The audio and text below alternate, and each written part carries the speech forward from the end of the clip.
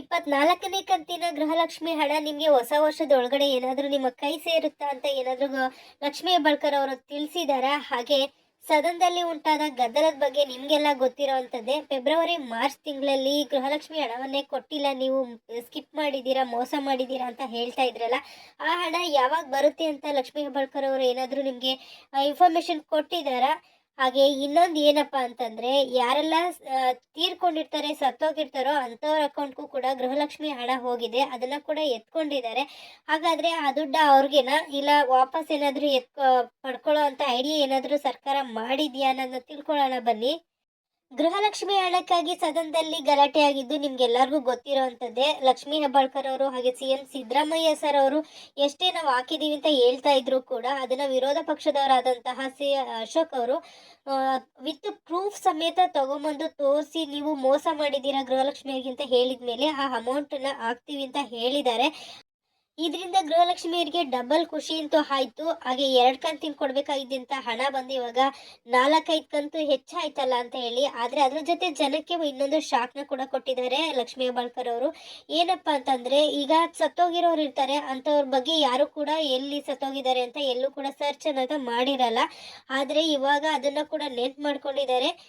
ಸತ್ತೋಗಿರೋರು ಯಾರ ಹತ್ರ ಅಕೌಂಟ್ಗೆಲ್ಲ ಗೃಹಲಕ್ಷ್ಮಿ ಹಣ ಹೋಗಿದೆಯೋ ಅದನ್ನ ಯಾರೆಲ್ಲ ಪಡ್ಕೊಂಡಿದ್ದಾರೋ ಅದನ್ನ ರಿಕವರಿ ಮಾಡ್ಕೊಳ್ಳೋ ಅಂತ ಕೆಲಸ ಕೂಡ ಸರ್ಕಾರ ಮಾಡ್ತಾ ಇದೆ. ಅದನ್ನ ಕೂಡ ನಾವು ಕಂಡಿಡ್ದಿದ್ದೀವಿ. ಅದನ್ನ ಬ್ಯಾಂಕ್ ಅವ್ರಿಗೆ ವಹಿಸೋ ಅಂತ ಕೆಲಸ ಕೂಡ ಮಾಡ್ತಾ ಇದ್ದೀವಿ. ಹಾಗೆ ಏನು ಕಂಡಿಡ್ದೀವಿ ಅಂತ ಹೇಳ್ತಾ ಇದ್ದಾರೆ, ಅದನ್ನು ಕೂಡ ತಿಳ್ಕೊಳ್ಳೋಣ. ಯಾವುದೇ ರೀತಿಯ ಒಂದು ಯೋಜನೆ ಹಣಕ್ಕಾಗ್ಬೋದು, ಪೆನ್ಷನ್ಗಾಗ್ಬೋದು, ವರ್ಷಕ್ಕೊಂದ್ಸರಿ ರಿನಿವಲ್ ಅನ್ನೋದು ಇರ್ತಾ ಇತ್ತು. ಜೀವಿತಾವಧಿ ಸರ್ಟಿಫಿಕೇಟ್ ಅನ್ನೋದನ್ನ ಮಾಡಿಸ್ತಾ ಇದ್ರು. ಆದರೆ ಇಷ್ಟು ದಿನ ಗೃಹಲಕ್ಷ್ಮಿ ಹಣಕ್ಕೆ ಯಾವುದೇ ರೀತಿಯ ಯಾವುದೇ ಒಂದು ಸರ್ಟಿಫಿಕೇಟ್ನ ಕೂಡ ಮಾಡಿಸ್ತಾ ಇರಲಿಲ್ಲ, ರಿನಿವಲ್ ಕೂಡ ಮಾಡಿಸ್ತಾ ಇರಲಿಲ್ಲ. ಹಾಗಾಗಿ ಸತ್ತೋದವ್ರು ಯಾರೇ ಇದ್ರೂ ಕೂಡ ಯಾವುದನ್ನು ಮಾಡಿಸ್ತಾ ಇರೋದ್ರಿಂದಾಗಿ ಅವ್ರ ಅಕೌಂಟ್ಗೂ ಕೂಡ ಡೈರೆಕ್ಟಾಗಿ ಅಮೌಂಟ್ ಅನ್ನೋದು ಹೋಗ್ತಾ ಇತ್ತು. ಆದರೆ ಇವಾಗ ಎಲ್ಲ ಫೆಬ್ರವರಿ ಮಾರ್ಚಿಂದ ಹಣ ಯಾವಾಗ ಕೊಡಬೇಕು ಅಂತ ಬಂತೋ ದುಡ್ಡು ಹೆವಿ ಆಯಿತು ಅವ್ರಿಗೆ, ಸರ್ಕಾರಕ್ಕೆ.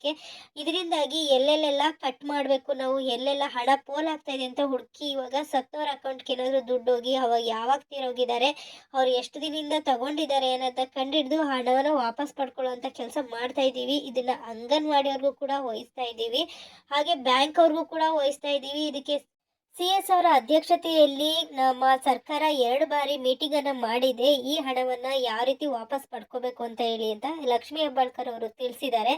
ಅಷ್ಟೇ ಅಲ್ಲ, ಇದನ್ನ ಕಂಡುಹಿಡಿಯೋದಕ್ಕೋಸ್ಕರವಾಗಿ ಒಂದು ಸಾಫ್ಟ್ವೇರ್ನು ಕೂಡ ಕಂಡುಹಿಡಿದಿದ್ದಾರಂತೆ. ಹಾಗೆ ಈ ಸತ್ತವ್ರನ್ನ ಒಂದು ಕಂಡುಹಿಡಿಯೋದಕ್ಕೋಸ್ಕರವಾಗಿ ಅಂಗನವಾಡಿ ಟೀಚರ್ಸ್ಗೂ ಕೂಡ ನೇಮಕ ಮಾಡಿದ್ದಾರೆ, ಒಂದು ಹೇಗೆ ಕಂಡುಹಿಡಿಯಬೇಕು ಅಂತ ಹೇಳಿ. ಅಷ್ಟೇ ಅಲ್ಲ, ಬ್ಯಾಂಕ್ ಅವ್ರಿಗೂ ಕೂಡ ತಿಳಿಸಿದ್ದೀವಿ, ಈ ಕೆಲಸನ ಅವರು ಕೂಡ ಮಾಡ್ತಾ ಇದ್ದಾರೆ. ಹಾಗೆ ಡೆತ್ ಸರ್ಟಿಫಿಕೇಟ್ ಕೂಡ ಕಲೆಕ್ಟ್ ಮಾಡ್ತೀವಿ ಅಂತ ಕೂಡ ಲಕ್ಷ್ಮೀ ಹೆಬ್ಬಾಳ್ಕರ್ ಅವರು ತಿಳಿಸಿದ್ದಾರೆ. ಇನ್ನು ಫೆಬ್ರವರಿ ಮಾರ್ಚ್ ತಿಂಗಳ 2 ತಿಂಗಳ ಮಿಸ್ ಆಗಿರುವಂಥ ಗೃಹಲಕ್ಷ್ಮಿ ಹಣದ ಬಗ್ಗೆ ಲಕ್ಷ್ಮೀ ಹೆಬ್ಬಾಳ್ಕರ್ ಅವರಾಗಲಿ ಅಥವಾ ಸಿಎಂ ಸಿದ್ದರಾಮಯ್ಯ ಸರ್ ಆಗಲಿ ಕೊಡ್ತೀವಿ ಅಂತ ಹೇಳಿದ್ದಾರೆ ಹೊರತು ಯಾವಾಗ ಹೆಂಗೆ ಕೊಡ್ತೀವಿ ಅಂತ ಕೂಡ ತಿಳಿಸಿಲ್ಲ. ಇನ್ನು 24ನೇ ಕಂತಿನ ಹಣದ ಬಗ್ಗೆ ಲಕ್ಷ್ಮೀ ಹೆಬ್ಬಾಳ್ಕರ್ ಅವರು ಏನು ಹೇಳಿದ್ದಾರೆ ಅಂತಂದರೆ, ಇವತ್ತು ಸೋಮವಾರ ಏನಿರುತ್ತೆ, ಈ ಸೋಮವಾರದಿಂದ ಶನಿವಾರದ ಒಳಗಡೆ, ಹೊಸ ವರ್ಷದ ಒಳಗಡೆ ಈ ಒಂದು ಗೃಹಲಕ್ಷ್ಮಿ 24ನೇ ಕಂತಿನ ಹಣವನ್ನು ಎಲ್ಲರಿಗೂ ಸೇರೋ ರೀತಿಯಲ್ಲಿ ಮಾಡ್ತೀವಿ ಅಂತ ಕೂಡ ತಿಳಿಸಿದ್ದಾರೆ. ಈ ವಿಡಿಯೋದ ಇನ್ಫಾರ್ಮೇಷನ್ ಬಗ್ಗೆ ನಿಮ್ಗೆ ಏನು ಅನ್ನಿಸ್ತು ಅನ್ನೋದನ್ನ ದಯವಿಟ್ಟು ಕಮೆಂಟ್ ಸೆಕ್ಷನಲ್ಲಿ ಹಾಕೋದನ್ನ ಮರಿಬೇಡಿ. Thank you.